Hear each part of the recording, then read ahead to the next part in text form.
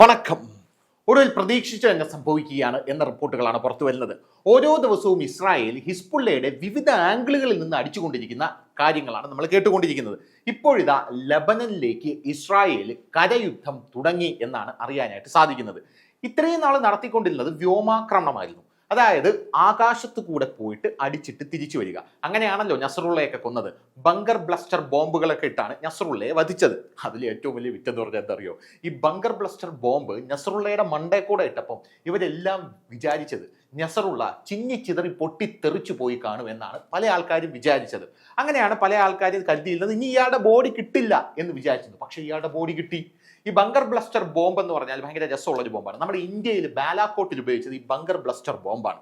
ഈ ബോംബിന്റെ ഒരു പ്രത്യേകത എന്ന് പറഞ്ഞാൽ ഇത് മുകളിൽ നിന്ന് ഇട്ട് കഴിഞ്ഞാൽ ഇത് നേരെ താഴോട്ട് പോകും. ഇപ്പോൾ ഒരു 6 നില കെട്ടിടമാണെങ്കിൽ അത് താഴോട്ട് ആ കെട്ടിടത്തിൽ വന്ന് വീണ് തുരന്ന് ഏറ്റവും താഴെ പോയി അണ്ടർഗ്രൗണ്ടും തുരന്ന് ഏറ്റവും അടിയിൽ പോയി ബങ്കർ ഉണ്ടെങ്കിൽ അവിടെ ഇരുന്ന് പൊട്ടിത്തെറിക്കും. ഇതാണ് ഈ ബോംബിന്റെ ഏറ്റവും വലിയ പ്രത്യേകത. പക്ഷേ ഇപ്പൊ മനസ്സിലാക്കാനായിട്ട് സാധിക്കുന്നത് ഈ ബങ്കർ ബ്ലസ്റ്റർ ബോംബ് കാരണമല്ല ഇയാൾ മരിച്ചത്. ഈ ബോംബ് ഇസ്രായേൽ ഇടുന്നത് കണ്ട് അറ്റാക്ക് വന്ന് ചാവുകയായിരുന്നു എന്നാണ് മനസ്സിലാക്കാനായിട്ട് സാധിക്കുന്നത്. ഇത്രയാണ് നസറുള്ള, അതായത് പിഞ്ചു കുഞ്ഞുങ്ങളുടെ മനസ്സാണ്.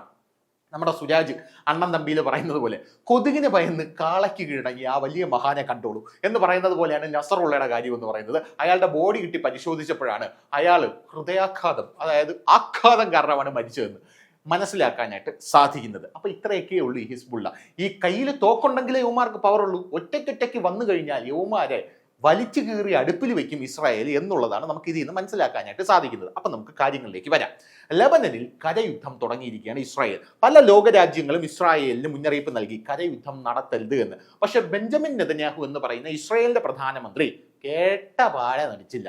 പോരാത്തതിന് പോടാപുല്ലേ എന്ന് പറഞ്ഞ് അമേരിക്ക പറഞ്ഞിട്ട് പോലും ബെഞ്ചമിൻ നെതന്യാഹു നിർത്താതെ കരയുദ്ധം നടത്തിയിരിക്കുകയാണ്. എന്തായാലും നനഞ്ഞ് ഇനി കുളിച്ചിട്ടേ കയറുന്നുള്ളൂ എന്ന് പറഞ്ഞുകൊണ്ടാണ് ബെഞ്ചമിൻ നെതന്യാഹു ഇറങ്ങി തിരിച്ചിരിക്കുന്നത്. കരയുദ്ധം അതായത് ഇസ്രായേലിന്റെ വടക്കൻ അതിർത്തിയിൽ ടാങ്കറുകളും വലിയ രീതിയിലുള്ള സൈനികരെയും പടക്കോപ്പുകളെയും അയൺ ഡോമുകളെയും കൊണ്ടുവന്ന് അണിനിരത്തി ഇപ്പോൾ ബെഞ്ചമിൻ നെതന്യാഹു കഴിഞ്ഞ ദിവസം ഓർഡർ ഇട്ടിരിക്കുകയാണ് കരയുദ്ധം തുടങ്ങിക്കുമെന്ന്. അതേ തുടർന്ന് ലെബനന്റെ അതിർത്തി കടന്ന് അടിച്ചു തുടങ്ങി. ഇപ്പൊ നിങ്ങൾ വിചാരിക്കും ഇത്രയും കാലം നടത്തിയത് കരയുദ്ധമല്ലേ? എന്നല്ല, ഇത്രയും കാലം അതിർത്തിയിൽ ഇവർ നിൽക്കുകയായിരുന്നു. അതിർത്തി കയറി അടിക്കും, തിരിച്ചു വരും, ഇങ്ങനെയാണ് സെറ്റപ്പ് നടത്തിക്കൊണ്ടിരുന്നത്. പക്ഷെ ഇപ്പോ കര കടന്ന്, അതായത് അതിർത്തി കടന്ന് ഒരുപാട് ലെബനകത്തേക്ക് ഇസ്രായേൽ സൈനികർ കയറിയിട്ടുണ്ട്. ഇസ്രായേൽ സൈനികർ അങ്ങനെ കയറുമ്പോൾ ലെബനൻ ഭയക്കുന്ന ഏറ്റവും വലിയ കാര്യം എന്ന് പറഞ്ഞു കഴിഞ്ഞാൽ കഴിഞ്ഞ വർഷം ഇതേ സമയം ഗസയിലേക്ക് കരയുദ്ധം ഇസ്രായേൽ നടത്തിയിരുന്നു. എന്നിട്ട് തിരിച്ചിറങ്ങുമെന്നാണ് പല ആൾക്കാരോട് ഇവർ പറഞ്ഞിരുന്നത്. പക്ഷെ ഇസ്രായേൽ തിരിച്ചിറങ്ങിയില്ല. ഗസയുടെ നിയന്ത്രണം പൂർണ്ണമായിട്ടും ഇസ്രായേൽ തങ്ങളുടെ കയ്യിൽ വെച്ചിരിക്കുകയാണ്. അപ്പോൾ അതാണ് ഇറാനെ ഏറ്റവും അധികം ഭയപ്പെടുത്തുന്നത്. കാരണം ലബനനിൽ ഹിസ്ബുള്ള ഉണ്ടെങ്കിലും ഇറാന്റെ ഒരു പ്രോക്സി സംഘടനയാണല്ലോ ഹിസ്ബുള്ള എന്ന് പറയുന്നത്. ഈ ഇസ്രായേൽ ആണെങ്കിൽ തങ്ങൾ കുടിയിറക്കപ്പെട്ട, അതായത് ഇവരുടെ ജൂത സമൂഹം കുടിയിറക്കപ്പെട്ട ഒരു പോർഷൻ ഉണ്ട് അവിടെ. ആ പോർഷൻ മുഴുവൻ തിരിച്ചു പിടിക്കാനുള്ള ഒരു ശ്രമമാണോ വിശാല ഇസ്രായേലാക്കാനുള്ള ശ്രമമാണോ നടത്തുന്നത് എന്ന് ലോകരാജ്യങ്ങൾ എന്ന് പറഞ്ഞാൽ GCC കൺട്രീസ് പലരും ഭയക്കുന്നുണ്ട് എന്നുള്ളത് വേറൊരു കാര്യം. അങ്ങനെ കരയുദ്ധത്തിലേക്ക് അകത്തേക്ക് കയറി വലിയ രീതിയിലുള്ള കാഷ്വാലിറ്റി കഴിഞ്ഞ ദിവസം ഉണ്ടായി. കഴിഞ്ഞ ഒരാഴ്ച കൊണ്ട് മാത്രം മരണമടഞ്ഞത് 1000-ഓളം ഹിസ്ബുള്ള ഭീകരരും സിവിലിയൻസുമാണ് എന്ന റിപ്പോർട്ടുകളാണ് പുറത്തു വരുന്നത്. കരയുദ്ധത്തിനായിട്ട് ഇസ്രായേൽ കഴിഞ്ഞ ദിവസം അകത്ത് കയറിയപ്പോൾ തന്നെ 100 എണ്ണത്തിന് പടമാക്കി എന്നാണ് അറിയാനായിട്ട് സാധിക്കുന്നത്. അങ്ങനെ യുദ്ധത്തിനകത്തോട്ട് കയറിയപ്പോൾ ഇസ്രായേൽ 25 രാജ്യങ്ങളിലേക്കുള്ള വിദേശകാര്യ മന്ത്രിമാർക്ക് നോട്ടീസ് അയച്ചു. നോട്ടീസ് എന്ന് പറഞ്ഞാൽ കത്ത് കൊടുത്തു. അതാണ് ഞാൻ നോട്ടീസ് എന്ന് പറഞ്ഞത്. അങ്ങനെ കത്ത് കൊടുത്തിട്ട് പറഞ്ഞിരിക്കുകയാണ് ഞങ്ങൾ ഇതാ കരയുദ്ധത്തിലേക്ക് കയറാൻ പോവുകയാണ്, ഒരൊറ്റ എണ്ണത്തിന് ഈ ഏരിയ കണ്ടുപോകരുത് എന്ന് പറഞ്ഞുകൊണ്ടാണ് ഇസ്രായേൽ ഇപ്പോൾ ലെബനന്റെ അകത്ത് കയറി അടിച്ചുകൊണ്ടിരിക്കുന്നത്. ഇസ്രായേൽ വിദേശകാര്യമന്ത്രി കാറ്റ്സ് അദ്ദേഹമാണ് ഇവർക്കെല്ലാവർക്കും കത്ത് കൊടുത്തിരിക്കുന്നത്. ഇസ്രായേൽ അതോടുകൂടി തങ്ങളുടെ നിലപാട് വ്യക്തമാക്കി. ഞങ്ങൾ വെടിനിർത്താൻ ഉദ്ദേശിച്ചിട്ടില്ല എന്നാണ് ഇസ്രായേൽ പറഞ്ഞുകൊണ്ടിരിക്കുന്നത്. ഞങ്ങളെ വെടിനിർത്താൻ ഉദ്ദേശിച്ചിട്ടില്ല, ഞങ്ങൾ വെടിനിർത്തി കഴിഞ്ഞാൽ, അതായത് ഇതാണ് എപ്പോഴും സംഭവിച്ചുകൊണ്ടിരിക്കുന്നത്. ഒരു അടി അവിടെ നിന്ന് ഇങ്ങോട്ട് വരും, ഹിസ്ബുള്ള ഒന്നടിക്കും, അല്ലെങ്കിൽ ഹമാസ് ഇങ്ങോട്ട് അടിക്കും, തിരിച്ചൊരു അടി അങ്ങോട്ട് കൊടുക്കും, അത് കഴിഞ്ഞ് അവർ നിർത്തിവെക്കും. ഹമാസിന്റെ അണ്ടം കീറുമ്പോൾ ഹമാസ് പോയി റീചാർജ് ചെയ്യാനായിട്ടിരിക്കും. ഹമാസിന്റെ സകല ആയുധങ്ങളും എല്ലാം വറ്റി വരണ്ടിരിക്കുമ്പോൾ GCC രാജ്യങ്ങളും അവിടെ നിന്ന് ഇവിടെ നിന്നും വന്ന് യുവമാർക്ക് ആയുധങ്ങൾ കൊടുത്തിട്ട് പോകും. അതിനി നടപ്പില്ല. നിങ്ങൾക്ക് ആയുധം തരുന്ന തുറമുഖങ്ങളുണ്ടെങ്കിൽ, അത് കഴിഞ്ഞ ദിവസം യമനിലെ 2 തുറമുഖങ്ങൾ ചുട്ട് ചാമ്പലാക്കിയിട്ടുണ്ട്. പോരാത്തതിന് ആയുധം തരുന്ന തുറമുഖങ്ങൾ, എയർപോർട്ടുകൾ എല്ലാം ഇസ്രായേൽ പിടിച്ചെടുത്തുകൊണ്ടിരിക്കുകയാണ്. അങ്ങനെ ഭീകരവാദത്തെ പശ്ചിമേഷ്യയിൽ നിന്ന് എങ്ങനെ തൂത്തെറിയാമെന്നുള്ള ഒരു യുദ്ധമാണ് ഇപ്പോൾ അവിടെ നടന്നുകൊണ്ടിരിക്കുന്നത്. ഇനി അടുത്തൊരു പ്രധാനപ്പെട്ട കാര്യം, തെക്കൻ ലെബനനിൽ നിയന്ത്രിതമായ ആക്രമണമാണ് ഇസ്രായേൽ നടത്തുന്നതെന്നാണ് പറഞ്ഞിരിക്കുന്നത്. പക്ഷേ അവിടെ ലക്ഷക്കണക്കിന് ആൾക്കാർ പലായനം ചെയ്യുന്നു എന്ന റിപ്പോർട്ടുകളും ഇപ്പോൾ പുറത്തു വന്നിട്ടുണ്ട്. കുടുക്കിയെടുത്ത് ഇവന്മാർ എല്ലാം ഓടിത്തള്ളുകയാണെന്നാണ് അറിയാനായിട്ട് സാധിക്കുന്നത്.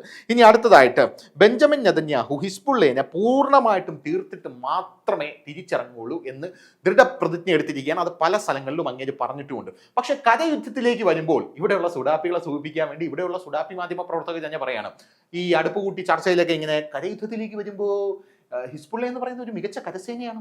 ആ ഹിസ്ബുള്ളയുടെ ആ കരസേനയുടെ ആ ഒരു ശക്തി ഇസ്രായേലിന് ഇല്ലെന്നാണ് നമ്മൾ മനസ്സിലാക്കുന്നത്. അപ്പൊ സുഡാപ്പികളൊന്ന് കുളിരി കോരി, അങ്ങനെ കുളിര് കോരിയിരിക്കുന്ന സുഡാപ്പികളുടെ അണ്ണാക്കിലോട്ട് ഇസ്രായേൽ ബോംബിട്ട് പൊട്ടിക്കുമ്പോൾ യുവമാർ വന്നിരുന്നു മോങ്ങും. അതാണ് സാധാരണ നടക്കുന്നത്. ഈ ഹമാസിനെ അടിച്ചു കഴിഞ്ഞ് ഹിസ്ബുള്ളയെ അടിക്കാനായിട്ട് ലെബനിലോട്ട് കടന്നപ്പോൾ ഇവിടെയുള്ള അടുപ്പ് കൂട്ടൊക്കെ പറഞ്ഞിട്ടുള്ള സംഭവം എന്ന് പറഞ്ഞു കഴിഞ്ഞാൽ ഹമാസ് അല്ല ഹിസ്ബുള്ളയെ തുടരുത്, ഹിസ്ബുള്ളയെ തൊട്ട് കഴിഞ്ഞാൽ തീന്ന് ഇസ്രായേലിന്റെ അന്ത്യമാണ് എന്നൊക്കെയാണ് പറഞ്ഞുകൊണ്ടിരുന്നത്. ഇപ്പോ നസറുള്ള ബോംബ് പോലും ഇടണ്ട, ബോംബ് വരുന്നത് കണ്ട് അറ്റാക്ക് വന്ന് ചത്തെന്നാണ് നമുക്ക് അറിയാനായിട്ട് സാധിക്കുന്നത്. അങ്ങനെയുള്ള ഒരു സാഹചര്യത്തിൽ കരയുദ്ധത്തിലേക്ക് ഇസ്രായേൽ കടക്കുമ്പോഴും കൂടുതലൊന്നും സംഭവിക്കാൻ പോകുന്നില്ല. ഇവിടെയുള്ള സുപ്രഭാതവും മാധ്യമവും ഒന്നും പറയുന്നത് കേട്ടിട്ട് തുള്ളാനായിട്ട് നിൽക്കേണ്ട. ഇസ്രായേൽ അടിച്ചു കയറും, ലെബനനെ നശിപ്പിക്കും, എന്നിട്ട് അവരുടെ സ്ഥലം അവരങ്ങോട്ട് എടുക്കും എന്നുള്ളതാണ് ഇപ്പോൾ ഉണ്ടായിരിക്കുന്ന ഒരു നിഗമനം. അപ്പോൾ ഇതിനൊരു അന്ത്യം വേണമല്ലോ, ഒരു അറുതി വേണമല്ലോ. കഴിഞ്ഞ ദിവസം ഞാനും ബിജു ചേട്ടനും കൂടെ ഇരുന്ന ഒരു ചർച്ചയിൽ ഞാൻ പറഞ്ഞ ഒരു സാധനം ഉണ്ടായിരുന്നു. അതായത് ഇപ്പൊ നരേന്ദ്രമോദി ആയിരുന്നു ഇറാൻ അല്ലെങ്കിൽ ഇസ്രായേൽ ഭരിച്ചിരുന്നെങ്കിൽ ഇങ്ങനത്തെ അറ്റാക്കേ ഉണ്ടാവില്ല. കാരണം ഇറാൻ മോദിയാണ് ഭരിച്ചിരുന്നെങ്കിൽ ഇസ്രായേലുമായിട്ട് നല്ല ടൈപ്പിൽ മുന്നോട്ട് പോയതിനെ ഇങ്ങനെ ഇറങ്ങി ഫ്രണ്ടിൽ നിന്നതിനെ എല്ലാത്തിനും അടിച്ച് നിരപ്പാക്കാനായിട്ട്. എങ്കിലും നിന്നിരുന്നതെങ്കിൽ, മോദിയാണ് ഭരിച്ചതെങ്കിൽ, നമ്മളൊരു നയതന്ത്ര ബന്ധത്തിലൂടെ എല്ലാവരെയും വരിഞ്ഞു മുറുക്കുന്ന ഒരു സാഹചര്യം ഉണ്ടല്ലോ. ഇപ്പൊ ബംഗ്ലാദേശിലാണെങ്കിൽ തന്നെ അവന്മാർ നമുക്കെതിരെ ഉടക്കി കഴിഞ്ഞാൽ നമ്മൾ അവന്മാർക്ക് വെള്ളം കൊടുക്കൂല, കറണ്ട് കൊടുക്കൂല, അങ്ങനെയുള്ള പല സെറ്റപ്പുകളും നമ്മൾ കൊണ്ടുവരും. അപ്പോൾ അവന്മാർ എന്ത് ചെയ്യും? ഇപ്പൊ വെള്ളം കിട്ടാതെ ചത്തു കഴിഞ്ഞാൽ എന്ത് ചെയ്യും? ഇസ്രായേലിന്റെ ആയുധങ്ങളൊക്കെ കയ്യിൽ വാങ്ങിച്ചു വെച്ചിട്ട് അതെടുത്ത് പൊക്കാനായിട്ട് ആരോഗ്യം വേണ്ടേ? അങ്ങനെ ഒരു സെറ്റപ്പ് വേണ്ടേ? അപ്പോൾ അങ്ങനത്തെ ഒരു സെറ്റപ്പ് ഇല്ലെങ്കിൽ മൊത്തം താറുമാറായി പോകും. അങ്ങനെയുള്ള നയതന്ത്ര യുദ്ധങ്ങൾ നടത്തുന്നതാണ് ഇനിയുള്ള രാജ്യത്ത് ഏറ്റവും കൂടുതൽ നമ്മൾ കാണാൻ പോകുന്നത്. കഴിഞ്ഞ ദിവസം പറഞ്ഞിരുന്നു. അതുപോലെ ഒരു നയതന്ത്ര യുദ്ധത്തിലേക്ക് കടന്നു നിൽക്കുകയാണ് ഇറാൻ. ഖമനേയി ആണെങ്കിൽ ബങ്കറിനകത്തിരിക്കുകയാണ്. ഈ ബങ്കറിനകത്തിരിക്കുന്ന ഖമനേയി എപ്പോൾ ഇറങ്ങി പുറത്തു വരുമെന്ന് ആർക്കും അറിയില്ല. ഇയാളാണെങ്കിൽ മരണഭയം കൊണ്ടിരിക്കുകയാണ് ബങ്കറിനകത്ത്.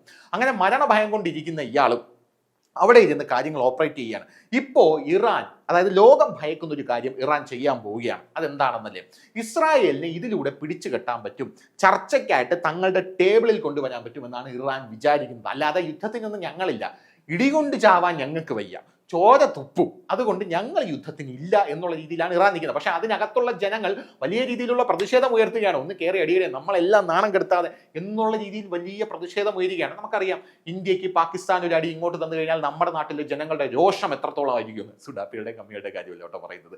നമ്മുടെ നാട്ടിലെ ജനങ്ങളുടെ രോഷം എപ്പോൾ തിരിച്ചടിക്കും എന്നുള്ളൊരു കാര്യത്തിൽ അങ്ങനെയാണല്ലോ നമ്മൾ ബാലാക്കോട്ട് ആക്രമണമൊക്കെ നടത്തുന്നത്. അവന്മാർ ഇങ്ങോട്ട് കയറി അടിച്ചപ്പോൾ അങ്ങനെ ഇറാനിലെ ജനങ്ങൾ മൊത്തം ഇളകിയിരിക്കുകയാണ്. ഈ മൊത്തം ഇളകിയിരിക്കുന്നതെന്ന് പറയുമ്പോൾ അവിടത്തുള്ള പല സംഘടനകളാണ്, മറിച്ച് ബാക്കിയുള്ള ജനങ്ങളെല്ലാം ഇസ്രായേലിന്റെ കൂടെയാണെന്നുള്ളത് നമ്മൾ മനസ്സിലാക്കണം. ഈ നസറുള്ള ചത്തപ്പോ ഇസ്രായേലിന്റെ കൂടെ നിന്ന് ആഘോഷിച്ചവരാണ് ഇറാനിലെ ഈ ജനങ്ങൾ.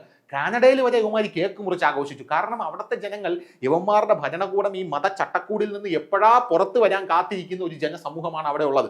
കഴിഞ്ഞ ദിവസം ബെഞ്ചമിൻ നെതന്യാഹു അത് പറഞ്ഞിട്ടുണ്ട്. ഇവന്മാരെ ഞങ്ങൾ പുറത്തു കൊണ്ടുവരും, അതായത് ഇസ്രായേൽ ഇറാന്റെ ജനങ്ങൾക്കൊപ്പമാണെന്ന് നെതന്യാഹു പറഞ്ഞിട്ടുണ്ട്.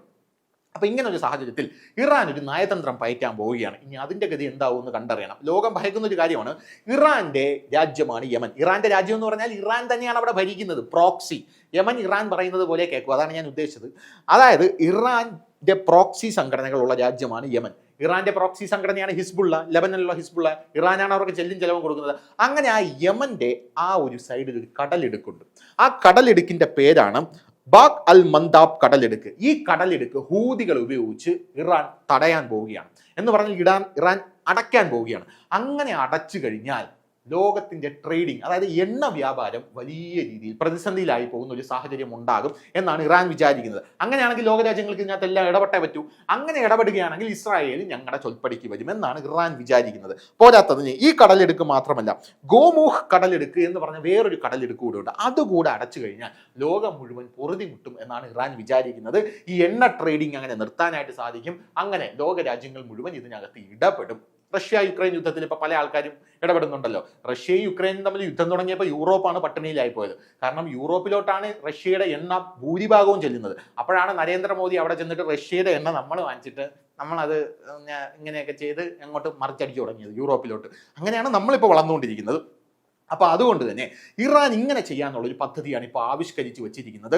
പോരാത്തതിന് സയ്യിദ് ജലീൽ എന്ന് പറയുന്ന അവിടുത്തെ ഒരു ആണവ വീരനുണ്ട്. ഈ ആണവ വീരൻ പറയുന്നത് ഇറാനിലെ നമ്മൾ ആണവ പദ്ധതി പുനരുജ്ജീവിപ്പിക്കണം എന്നാണ് പറഞ്ഞത്. ഉടനെ ഖമനേയി പറഞ്ഞു കാണും, ഞാനോ പോടാ എന്ന് പറഞ്ഞു കാണും. അങ്ങനെ പറഞ്ഞിട്ടായിരിക്കും അതിനെക്കാട്ടിലും നല്ലത് ഇസ്രായേലിനെ നമുക്ക് നയതന്ത്രം വഴി ഒന്ന് വരിഞ്ഞു മുറുക്കാനുള്ള ഒരു ശ്രമം നടത്താമെന്ന് പറഞ്ഞുകൊണ്ടാണ് ഇപ്പോൾ ഇങ്ങനൊരു സെറ്റപ്പുമായിട്ട് ഇറാൻ മുന്നോട്ട് വന്നിരിക്കുന്നത്. പക്ഷേ ഇങ്ങനൊരു സെറ്റപ്പുമായിട്ട് ഇറാൻ മുന്നോട്ട് വരുമ്പോൾ അടിയിട്ട കനം കൂട്ടുമോ, അതേ ഇസ്രായേൽ ഇവരുടെ ചർച്ചാ ടേബിളിൽ എത്തുമോ എന്നാണ് നമ്മൾ ഇനി കണ്ടറിയേണ്ട ഒരു കാര്യം എന്ന് പറയുന്നത്. എന്ത് തന്നെയായിരുന്നാലും ലോകരാജ്യങ്ങളെല്ലാം പ്രതീക്ഷിച്ചതുപോലെ അല്ലെങ്കിൽ ഭയന്നതുപോലെ കരയുദ്ധം തുടങ്ങിയിരിക്കുന്നു. ഭീകരവാദത്തിന്റെ അന്ത്യം ആസന്നമായിരിക്കുന്നു. കൂടുതൽ വാർത്തകളും വിശേഷങ്ങളും നിങ്ങളിലേക്ക് എത്താൻ ABC മലയാളം സബ്സ്ക്രൈബ് ചെയ്യുക, ബെൽ ബട്ടണും അമർത്തുക.